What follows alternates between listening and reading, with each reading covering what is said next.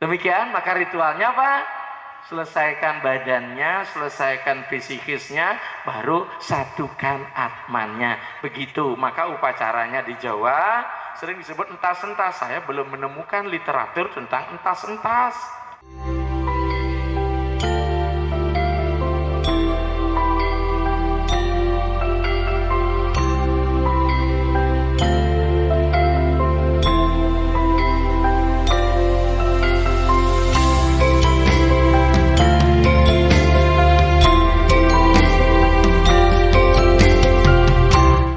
Om Awignamastu Namasidam. Om Sidir Astu Tat Astu Swaha. Om Swastiastu. Namaste. Hong Ulun Basuki Langgeng. Rahayu, Rahayu, Rahayu. Sagung Dumadi. Para sahabat Renungan Dharma yang saya muliakan.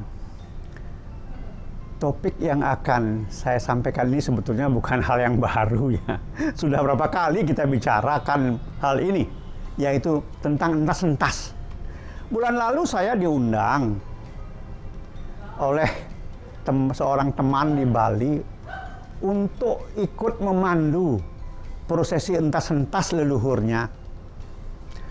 Dan kemudian kita lakukan di Bali Utara, tanggal 30 Desember. Kebetulan musim hujan, tapi semua berjalan dengan lancar. Lalu kenapa entas-entas ini saya bahas lagi? Karena dari sebuah tayangan itu ada kalimat yang mengatakan bahwa belum ditemukan referensi tentang entas-entas ini. Saya jadi aneh ya. Apa iya umat Hindu Tengger sudah melakukan entas-entas sejak ratusan tahun, bahkan lebih dari 1000 tahun. Mungkin pada zaman Singosari mereka sudah melakukan ini. Bayangkan, zaman Singosari sebelum Majapahit, mereka sudah melakukan entas-entas. Lalu kemudian ada yang mengatakan, loh, Tengger itu kan pelarian dari Majapahit. Yang bilang siapa? Saya 5 hari melakukan penelitian di Tengger, di rumahnya Swargi Romo Mujono. Coba, jelas-jelas beliau mengatakan sebelum ada Majapahit kon di Tengger sudah ada komunitas kok. Leluhur mereka sebelum muncul istilah Tengger itu, Roro Anteng Joko Seger, sudah ada leluhur mereka yang namanya Resi Dada Putih. Resi Dada Putih. Apalagi entas-entas. Mereka lakukan setahun entah berapa kali entas-entas itu. Entas-entas leluhurnya, penyempurnaan leluhurnya. Ya. Nah, kemudian apa sumber sastranya? Loh, mereka punya lontar yang namanya Purwa Bhumika Mulan kok. Ada lontarnya. Jadi referensinya ada, bukan tidak ada. Bukan entas-entas dilakukan karena halusinasi atau ilusi, bukan. Tengger sudah melakukan lama kok itu. Kita ini seperti orang bangun tidur, tidak tahu kalau entas-entas di Tengger sudah ada lebih dari 1000 tahun lalu. Ya, ada referensinya. Lontar Purwa Bhumika Mulan itu. Dan di Bali apa nggak ada referensinya? Ada. Namanya Pustaka Iswara Tatwa. Tersimpan di sebuah gereja di Jalan Imam Bonjol Denpasar. Ada. Kita saja yang sering karena menganggap tidak ada sumbernya, lalu kita tidak mencoba untuk mencari. Ini kan sebetulnya merupakan sesuatu yang tidak baik ya. Orang Jawa sejak dulu sudah melakukan entas-entas. Bahkan entas-entas model Tengger mungkin yang pertama kali dilakukan di Blitar oleh keluarga Bambang Rahono namanya. Ya. Nah, jadi entas-entas sudah ada di Jawa. Di Bali mungkin lebih disederhanakan. Ada tirta pengentas dalam bentuk tirta di Bali itu. Nah, di Jawa masih dalam bentuk ritual. Lalu, apakah entas-entas di Jawa hanya ada di Tengger? Tidak. Di kawasan Gunung Lawu ada juga entas-entas namanya entas Pinulus. Dan saya beberapa bulan lalu sudah melaksanakan di kawasan Gunung Lawu, entas Pinulus ini. Ya, jangan katakan tidak ada referensinya lagi. Kalau tidak ada referensi, kenapa orang atau sebuah Gunung Lawu mengatakan bahwa ada dulu entas Pinulus namanya? Referensi kan tidak harus tertulis. Bisa saja dari mulut ke mulut, turun temurun, bisa saja. Lalu di Pantura, menurut seorang rekan dari kelompok Majapahit, ada namanya Kalang Obong. Ya, lalu di Majapahit ada istilah nyadran. Ya, malah sekarang ada yang namanya Dharma Pangentas, ada yang namanya Pangentas Panjurung Sukmo. Jadi ada, tidak mungkin ada referensi. Tapi ingat, kita tahu sejarah di Jawa itu hampir semua referensi tertulis dari door ke door, ya, dari pintu ke pintu dikumpulkan oleh seorang figur dan dibakar habis. Tapi coba saja masuk ke Radia Pustaka di Keraton Solo, mungkin masih ada tersisa di sana. Masalah entas-entas ini. Jadi entas-entas di Jawa itu miliknya orang Jawa. Ya, kalau di Bali masih penasaran, referensinya mana di Bali? Silahkan Anda datang ke Bendese Adat Desa Kapal. Cari yang namanya Ketut Sudarsana, seorang penekun lontar. Di rumahnya ada ribuan lontar. Tanyalah kepada Pak Ketut ini, apakah entas-entas itu ada referensi apa tidak? Jangan kemudian karena menganggap bahwa entas-entas itu bukan miliknya, kemudian mengatakan wah nggak ada referensi ini, untuk apa entas-entas? Seolah-olah entas-entas di Jawa itu tidak sah. Hati-hati. Ini kan tidak baik. Cari, tanya kepada orang Jawa yang sering melaksanakan entas-entas, apa ada referensinya apa tidak? Apa ada referensi tertulis atau referensinya tidak tertulis? Di Bali juga banyak lontar tanpa tulis. Siapa yang mampu sekarang menuliskan semua referensi-referensi yang ada di alam semesta ini? Belum ada. Ya. Nah, kemudian entas-entas yang kami lakukan bulan Desember lalu di Bali Utara menggunakan sesaji Bali dikombinasi dengan sedikit sesaji Jawa. Kita kombinasikan, dan apa yang ada di Bali Utara, di kawasan Desa Pacung, sesaji apa, silahkan. Karena menurut seorang resi Jawa, sesaji itu tidak mengikat. Yang penting, sang pemandu entas-entas mumpuni atau tidak. Betul-betul memahami dan bisa menerawang peristiwa niskala yang terjadi saat upacara entas-entas dilakukan. Hati-hati, upacara Hindu tidak sekedar hanya lancar, tetapi harus lahir batin Sidaling Don. Nah ini ya sering kita lupa. Yang penting sudah berjalan upacaranya, tidak ada masalah. Yang punya gawe juga puas, ya. Sang pemuput sudah selesai dan tidak ingat lagi dan tidak ingin tahu apakah upacaranya berjalan dengan baik sesuai dengan Sidaling Don, atau bahkan ketika ada umat yang bertanya, sang Sulingih dengan santai mengatakan, apa tidak percaya kepada Sulingih?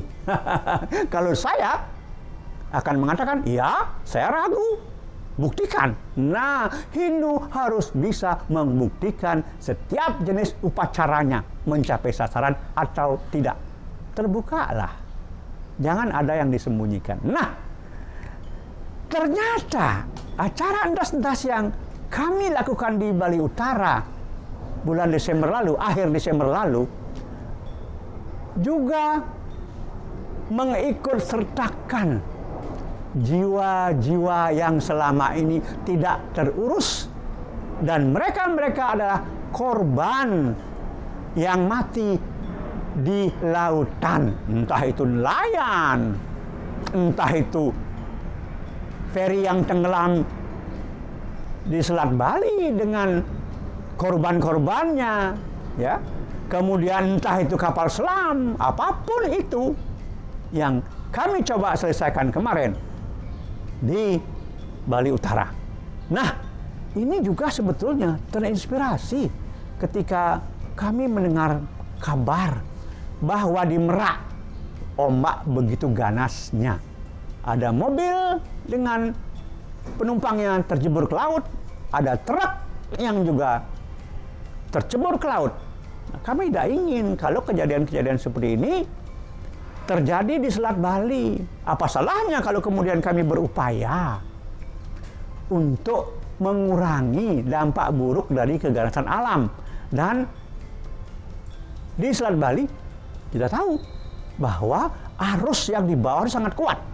Maka setiap ada yang tenggelam di sana, kalau tidak salah ya ada 2 feri yang tenggelam dengan penumpang yang dulu di sana, itu tidak pernah bisa ditemukan.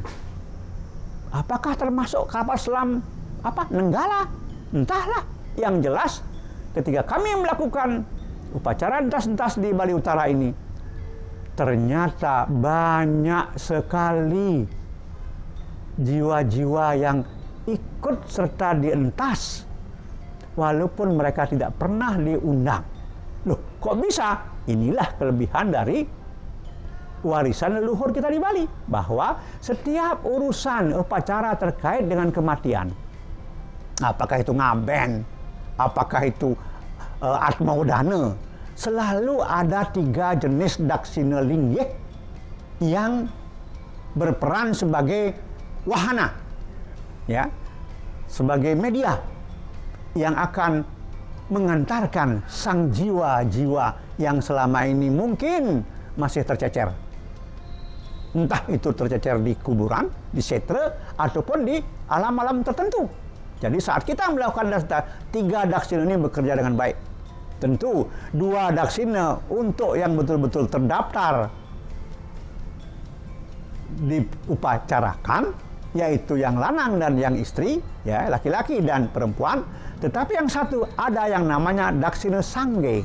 Inilah yang menampung jiwa-jiwa yang tidak terdaftar, datang tanpa diundang, dan mereka sudah siap untuk dientas, disempurnakan. Nah, oleh seorang tokoh Hindu di Nusantara mengatakan bahwa pangentas Manjurung Sukmo Atman Manunggal atau entas-entas ini sebetulnya di Bali identik dengan Dewa Pitra Pratista, mendewatakan leluhur.